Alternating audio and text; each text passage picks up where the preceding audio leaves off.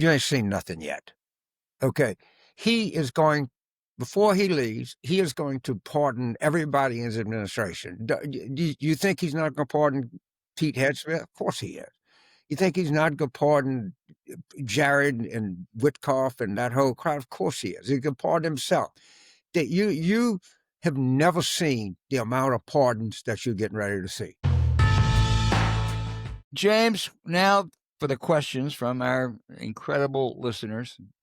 Tom, I'd like to take one from across the pond because this is good. Tom in London says, with the corruption we see daily from Trump, the cruelty we see on our TV screens with ICE, the prospect of imminent violence to be done to the social safety net, starting with the ACA and SNAP, where is the unifying message reminding us of our shared core values and what it means to be an American from the Democrats?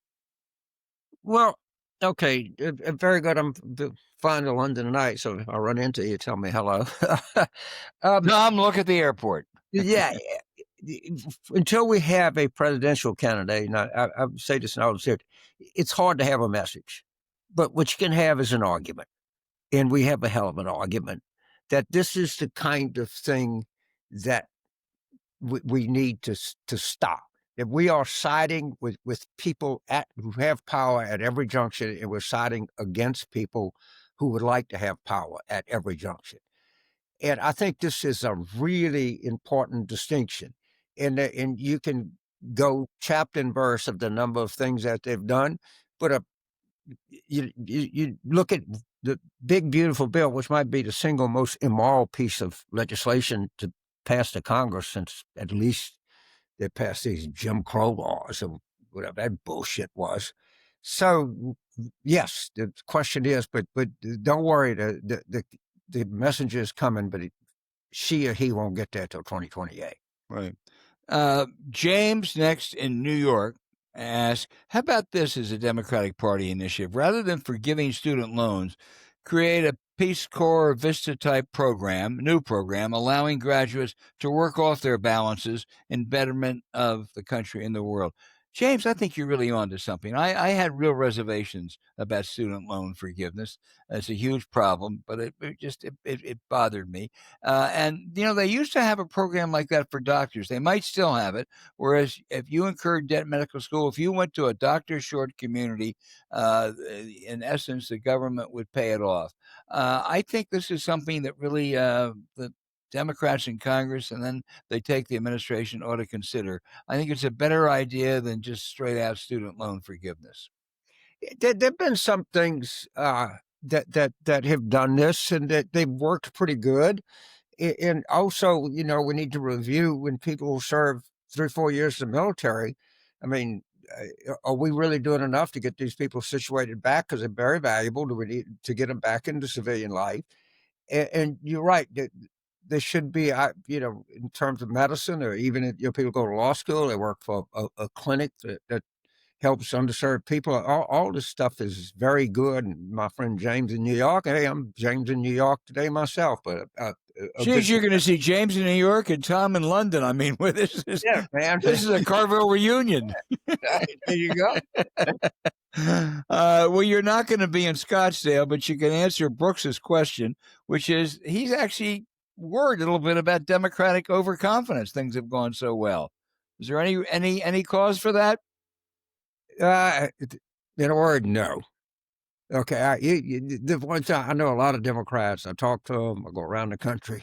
If anything, they tend to be more panic struck than overconfident. But I don't think that's going to be a big issue. And I think people understand how margin matters. It's not just that we win, it's how much we win by and how we win. And it's critical that we run our big numbers to signal people that there's help coming in to drive deeper fissures between Trump and his congressional wing of his party. Yeah, I agree. Robert in Beverly Hills, Michigan. Did you know there was a Beverly Hills, Michigan? No, I did not know that. Yeah. He says that with the pending retirement of Gary Peters, we have an open seat in Michigan. He says we have 2 good candidates in Congresswoman Haley Stevens and state legislator Mallory McMurrow. There's also a super lefty running, but he would not stand a chance statewide. I agree. That's super lefty's quite a accomplished doctor, but he ran for governor and got clobbered, and he could not win. The Republicans are going to have a strong candidate, Mike Rogers, who just did not lose by much to Lissa Slotkin last time. So Robert says, which of these two candidates should I support? All that matters to me is winning, which has the better chance of winning statewide against the Republicans. My view, and I have not been to Michigan, is McMurrow. And the reason is, and she's got to shape up a little bit. She had a tremendous start. She spends a lot of time on MS now, which is fine, but that ain't Michigan. And I think Haley Stevens is kind of a competent member of Congress, but she doesn't excite anybody. And I think that against a guy like Mike Rogers, if McMurrow becomes a better candidate, builds on that start she got, I think she would be fresher, newer. That'll fit the mood for next year. And this is just, Robert, I'm telling you, I haven't been to Michigan. Others would disagree with me, but I would say McMurrow. Well, I sent out, Mallory's a friend of the show. We've had our own. I did send out a letter on her behalf, and I did better think Haley Stevens is fine, but I think McMurrow, but potentially a better choice. But I think she can excite people. She can get them out, but uh, she probably her campaign needs to be about 10% more earthy. Yeah, it really does. Keith in Milwaukee, Wisconsin says, this is open-ended, but it's pretty good. What economic policies should the Democrats push in 2026? Whew, thank you. How about raising minimum wage to $20? How about having raising taxes on incomes over $450,000 and using that money to give first-time home buyer relief? I mean, we can start there. We need to reorient who this government favors, who the tax code favors, who does government policy favor, and time again, I come back to the dichotomy is they favor people who already have it made. Democrats have to be clear that we favor people who are trying to make it. And that includes financial assistance, that includes better spending and more adequate education that people can climb up the ladder. It includes, a lot of training we need for job training and different things like that. There's all kinds of things that we can do, but we got to start by moving the needle away from the people who already have it made and move it toward the people who are trying to make it. Yep, there are lots of good issues to talk about out there, and this administration has given candidates a lot more to talk about. Why not give a tax credit to companies that raise salaries above a certain level? We talk about the cost of living, affordability, or inflation, whatever you want to call it. And it's a singular conversation about how do we get prices down? Well, the truth of the matter is very hard, but there's another way that's just as effective as fighting it is getting wages up. Because the price of a good is relative to the amount of money you're making. And if you're making the same amount of money and the good becomes 3% more expensive, then you're 3% in the hole. However, if you have a 4% raise and the good goes up 3%, you're a percent ahead of the game, which is not much, but it's better than being behind. Yeah, sure is. Bill in Havertown, Pennsylvania, that's close to my old stomping grounds, asked if all of Trump's pardons could be reversed once he's gone. I'm afraid not, Bill. He clearly has the pardon right. No one questions that. I think he has done it shamelessly. He's done irresponsibly. He's done it dangerously. And I think most Democratic candidates in 2026 want to run on affordability issues and the things that James just mentioned. But I can see one ad at least running sometimes that just lists the people he pardoned. The guy from Honduras, Juan Hernandez, biggest cocaine trafficker ever, pardoned. One of those January 6 criminals who then went on to commit another crime, pardoned. And a crypto crook, pardoned. So you can't reverse them, but you can apply a little bit of heat. So I would say, as Nixon might say, I would say this about that. My friend, you ain't seen nothing yet. Okay. He is going, before he leaves, he is going to pardon everybody in his administration. Do you think he's not going to pardon Pete Hegseth? Of course he is. You think he's not going to pardon Jared and Witkoff and that whole crowd? Of course he is. He can pardon himself. That you have never seen the amount of pardons that you're getting ready to see. I promise you. And by the way, I can I prove this? No, but I hope that we dig very deep into the pardon of this guy from Honduras, and we see what his relationship was to a lot of people. This is a story that shouldn't go away. This is a story that needs to be mined. We need to go deep on it because he's just getting warmed up on his pardon power. I Yeah. promise. On that guy, the ugly hand of Roger Stone was Right. a driving force, and I think that's I agree totally. And James, I must say, um, he's going to be 1,000-fold worse than Biden. I think Biden made a mistake at the end by giving too many pardons. I actually said it was okay to pardon his son Hunter because I think Trump would have used him, as a political force, threatening and the like. But then he's sending it to the rest of the family.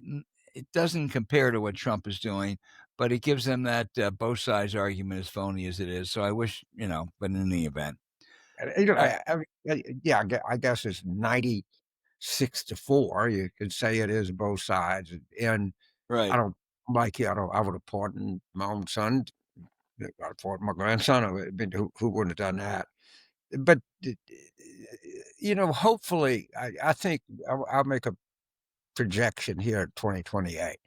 I think the biggest dominant issue is going to be corruption.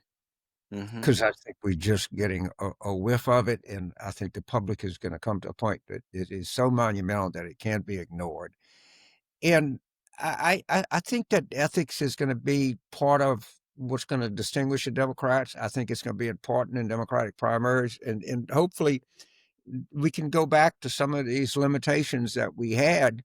And they don't work perfectly, but boy, disclosure and that kind of stuff is really, really important, and it's really important to see where the money is coming from. But this is, I don't have it, in 2070, 2170 or whatever it is, when they look back on this age, this is going to be known as the era of corruption in American politics. I mean, in the federal government, everywhere you can imagine.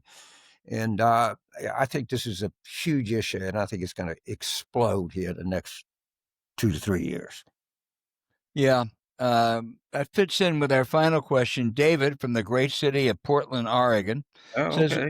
with the release of the movie Nuremberg, it's a good time to remind the perpetrators of Trump's agenda about what happened to Hitler's cohorts and enablers. Will they be protected by Trump's Supreme Court immunity provision? David asked that question before I think you really preempted that part of it by saying he's going to pardon everybody, which I think he will. But I still think the question about the Nuremberg is a good one. Yes, and I'm just going to tell you what's going to happen. Trump's going to lose, okay, and it's going to lose in 26. The Democrats are going to win in 2028, and this is a mistake we make. People are going to say, "Look, we ought to just let bygones be bygones." All right, mistakes were made. We all know that. The voters have voted to correct this, and we need a president that looks forward and doesn't look back. I think one of the great mistakes made in this century is when President Obama didn't pursue some of these people as a result of the financial crisis. We just made a policy decision that we were just going to try to solve the problem and we're not going to look back. Sometimes you have to look back. You Yep. have to look back. And one of the things that I'm going to be listening for in evaluating the 2028 candidates is the first son of a bitch that says, I'm going to start from day one looking forward. We're just going to forget about the past and act like it never happened. No, you can't do that. I know people are going to say, and people say, oh, I don't want them.